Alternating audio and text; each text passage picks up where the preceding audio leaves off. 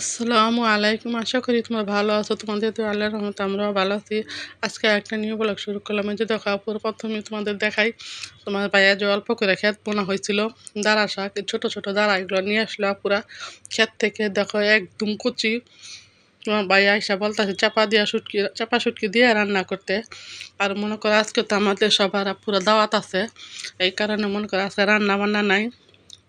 ছেলের বউকে বললাম হালকা পাতলা কিছু রান্না করে এখন সকালের খাবার জন্য। এই যে দেখা আছে কীভাবে কী রান্না করা হইতেছে। যেমন ধরো মুসুরির ডাউল, আলু, ডিম, এগুলো সব একসাথে মিশাইয়া আজকে একটা তরকারি রান্না করবো। এই যে পুরা বসায় দিছে তরকারিটা একটু অল্প অল্প করে। আগে তো শুকনো মরিচ ভেজে নিছি, তারপরে রসুন পেঁয়াজ ভেজে নিলাম। এখন এই যে হলুদ মরিচ ধনিয়ার গুঁড়া দিয়ে দেওয়া হইতেছে। এভাবে আপুরা তোমরা রান্না করে খেয়ে দেখবে, আপুরা সত্যি অসাধারণ লাগে এই তরকারিটা। আমি কীভাবে রান্না করি আপুরা তোমরা ফলো করবা, এইভাবে রান্না করে খেয়ে দেখো, আসলে আপুরা অনেক মজা হয়।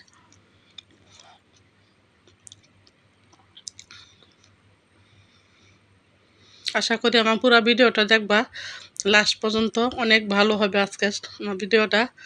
কারণ কাদের বাসায় দাওয়াত খাইতে গেলাম, কে কে গেলাম সবাই। এই যে দেখো মুসুরির ডাউল, আলু, তারপর ডিম, এগুলো একসাথে দিয়ে রান্না করব।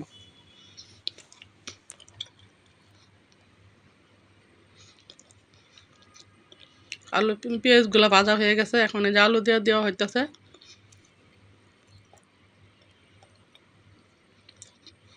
সকালে খাবারের জন্য, কারণ আজকে আমাদের রান্না বান্না নাই আপুরা। আজকে আমাদের দাওয়াত আমার ছোট দেবরের ঘরে। আমার ছোট দেবরের ঘরে আছে কি কি রান্না করে, কি দাওয়াত খাওয়ায়, তোমাদের সাথে একটু শেয়ার করব।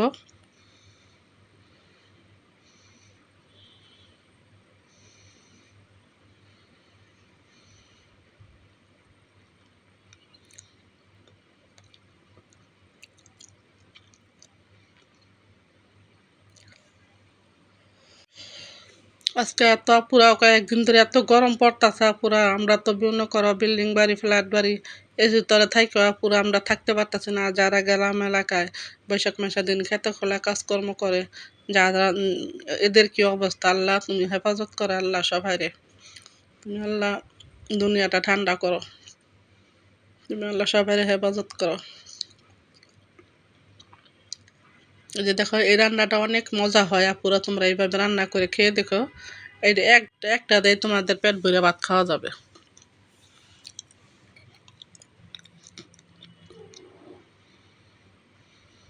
আর এই যে মনে করো ছেলের বউকে বললাম আজকে যেহেতু রান্না বান্না নাই, বাড়তি পাঁচগুলা করে নাও। এই যে মশলাগুলো শেষ হয়ে গেছে, এগুলো ব্লেন্ডার করো ভাইজা টাইজা। এই যে দেখো তোমাদের ভাইয়া যে 1 কেজি জিরা নিয়ে আসলো। আর এই যে মশলা এগুলো সব এখন ভাইজা হালকা ভাজা ভাজা দিয়া মনে করো ব্লেন্ডার করে নিব। তোমাদের সাথে তো পুরো সবসময় বলে আমরা মানে আলাম মশলা খাইতে পারি না, এইভাবে সব ব্লেন্ডার করে নিই। এই যে দেখো জিরাগুলা ভাজা হইতেছে। আবার কুরবানির তো আইসা পড়ছে পুরা, এগুলো তো আর যাবে না, আবার করতে হবে।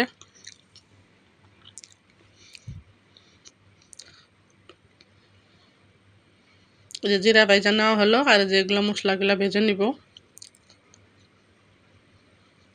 তোমার কে কে পুরো এভাবে সবসময় মানে ফাঁকি মশলা খাও? আমরা তো পুরো খাই, আলাম মশলা খাইতে পারি না, কারণ কামড় লাগে, এটা সেটা লাগে, ভালো লাগে না। প্রথমে পুরো দারচিনিগুলো ভেজে নিই একটু হালকা করে, তারপর একসাথে সব দিয়ে দিব।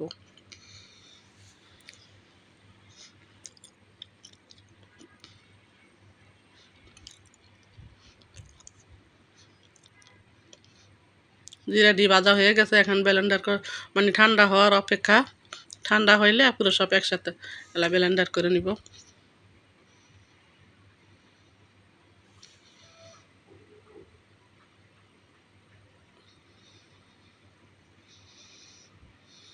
মানে বেশি ভাজবা না পুরো, বেশি ভাজলে কিন্তু কালো হয়ে যাবে। এই যে দেখো দাওয়াত খাইতে হইলে তো কিছু নেওয়াই লাগে।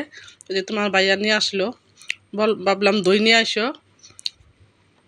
আর এই যে আমাদের জন্য বিস্কিট নিয়ে আসলো, ওই যে চিনিওয়ালা টুস বিস্কুটগুলো না, ওগুলো এই যে নিয়ে আসলো। এই যে দেখো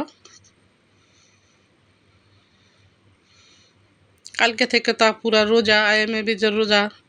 আইএমএ বীজের রোজার পরে মনে করো আছে ঈদের রোজা, কুরবানি ঈদে যে 10 রোজা, এই যে দেখো ঠান্ডা হয়ে গেছে, এখন ব্লেন্ডার করে নিতে হচ্ছে সব কিছু মশলা মশলিগুলা। আর ঠান্ডা হইলে পরে এলা বয়মে বেড়ে রাখবো। যে জিরা, গরম মশলা। আর এই যে আমার জায়ের করে দাওয়াত, কি কি রান্না করছে শেয়ার করলাম। ফুলকপি দিয়ে, মাছ দিয়ে, গরুর মাংস, মুরগির মাংস, মানে অনেক কিছু আইটেম তৈরি করছে পুরা। ওই যে মলা শুটকি ভর্তা, বাঁশপাতা চাপা শুটকি ভর্তা, এই যে পোলাও রান্না করবে, অনেক কিছু রান্না করছে। তোমাদের সাথে বলি না পুরা, হয়তো আমরা কিন্তু সব কিছু একসাথে শেয়ার করি। যে বড় জালের ঘরে খাইলাম 2 দিন আগে, আমাদের ঘরেও খাই, আমরা ওদের ঘরে খাই, এইভাবেই পুরা। যে নোনা শুটকি বাগার, নোনা শুটকি বাগারটা কেমন হয়েছে পুরা কমেন্টস করে বলবা। এই যে আসলাম আমার ছোট জায়ের ঘরে।